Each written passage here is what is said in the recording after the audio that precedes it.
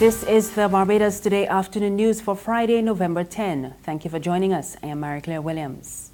Finance Minister Chris Sinckler this morning announced what he calls the most comprehensive deficit reduction program in the country's history. Sinckler told the annual conference of the Institute of Chartered Accountants of Barbados that government is about to implement Phase 1 of the Barbados Sustainable Recovery Plan. He says it was developed through the formation of 3 working groups of the social partnership. Barbados Today's Emmanuel Joseph reports. Addressing a well-turned-out ICAP conference, Sinckler revealed that the draft plan of the Barbados Sustainable Recovery Program was expected to be laid in Parliament in December. He said that while the draft will shortly be published, he gave an insight into the core objectives on which it will focus in Phase 1.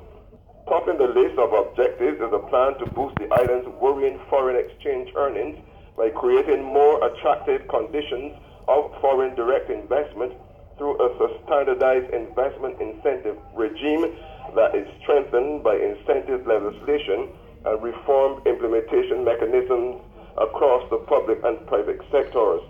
There will also be a restructuring of the productive sectors, and these include tourism, energy, international business, construction, and agriculture. At the same time, government will capitalize on opportunities in potential emerging sectors such as the cultural industries.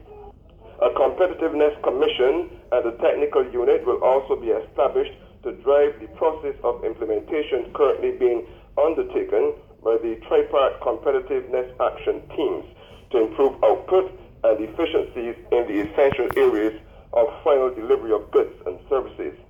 Now, on a separate issue, the Finance Minister he sought to reassure Barbadians that the local dollar was not on the way to being devalued, despite the low and uncomfortable level of foreign reserves.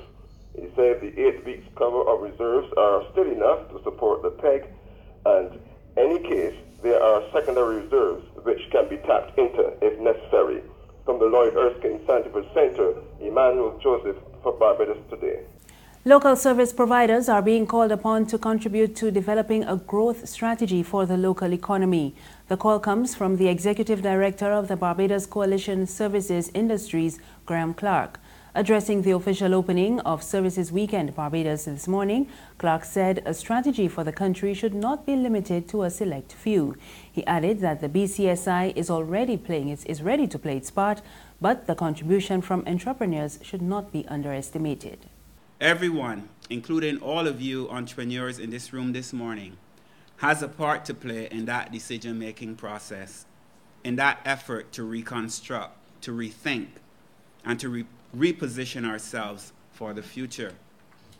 What your business and ultimately what our nation becomes is up to you. It's up to us. No one group or individual has a monopoly on ideas, and that is why we cannot underestimate or undervalue the immense wealth and talent that is part of the human resource capital of this small island developing state.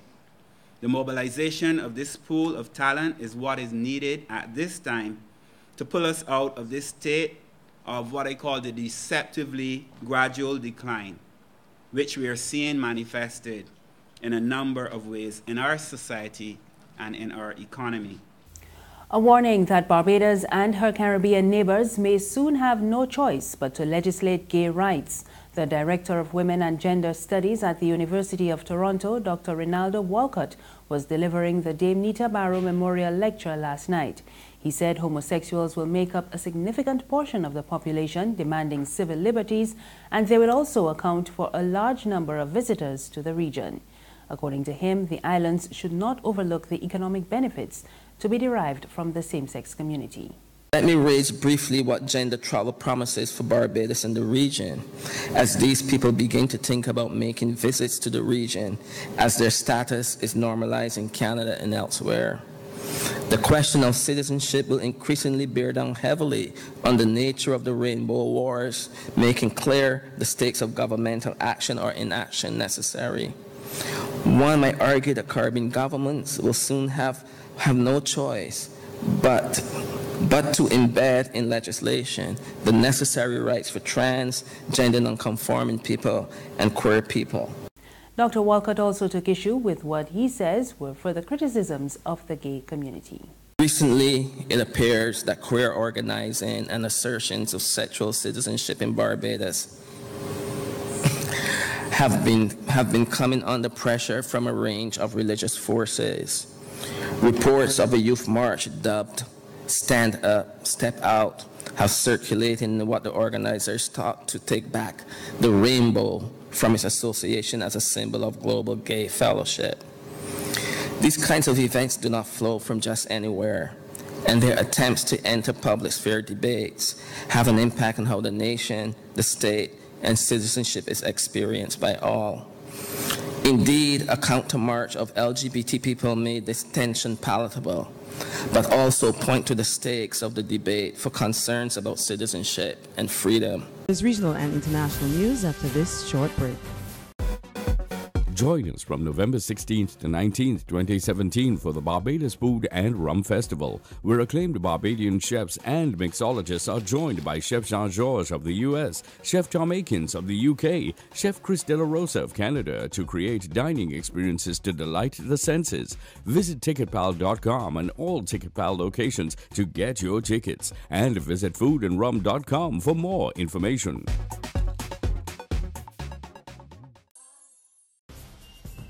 Thank you for staying with us. We're back with news from the region. And St. Lucia's National Security Minister, Senator Hermangild Francis, says corrupt police officers across the region are impacting efforts to maintain law and order. Francis raised the issue in his address to the intersessional meeting of the Caribbean Police Welfare Associations in Castries yesterday. There are times that you're going to ask for increases in salary and so on. But as a government, we're going to ask you, how successful are you in the functions in the police force? And it's not only looking for salaries and conditions of work, but in helping the Commissioner of Police to get rid of undesirables within the police force. This is one of the things that is really killing the Caribbean, the idea of corrupt police officers. We know them. You in the police force, you know them. And it's for you to assist the Commissioner of Police in getting rid of these persons. Because at the end of the day, it makes your organization a bad organization, and you are going to be hit together with those bad elements in your police force. And finally, on the international scene, the first Sheikh Mayor of New Jersey says voters rejected hate when they created history earlier this week by electing him. We get more in this Reuters report. Hoboken Mayor-elect Robbie Balla is taking his newfound fame in stride. He can hardly walk down the street without getting embraced by his new constituents. One of the reasons being he's the first Sikh mayor in all of New Jersey, an accomplishment he says speaks to the national debates on race and identity. I really think this is a message that voters reject hate, they reject that type of messaging, and they want to affirm that this city, Hoboken, is a diverse and welcoming community for all. Congratulations. Throughout Hoboken on Thursday, Balla was welcomed by residents. Sarah Dorman says she's proud to live in the city that elected him. I think it's absolutely amazing, and I feel very proud to live in a community where we're the first in New Jersey, so I feel like we're setting a good tone for the rest of the country. A progressive tone that supporters say starts right here in Hoboken. And that's news this afternoon. Remember, you can get more on our website, www.barbadostoday.bb. You can also subscribe to our e-paper, email updates, and like us on Facebook. We're on Izumi Media in bus terminals and Screenplay at supermarkets and gas stations near you. You can also find us on Mix 96.9 FM. I am Marie Claire Williams. Have a good afternoon.